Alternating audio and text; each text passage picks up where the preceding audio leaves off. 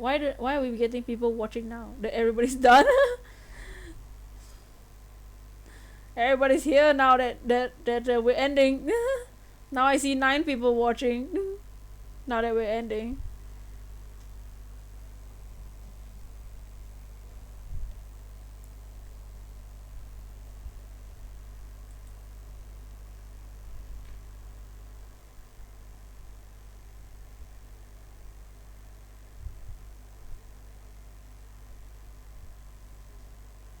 Hype is a turn stream. Yes.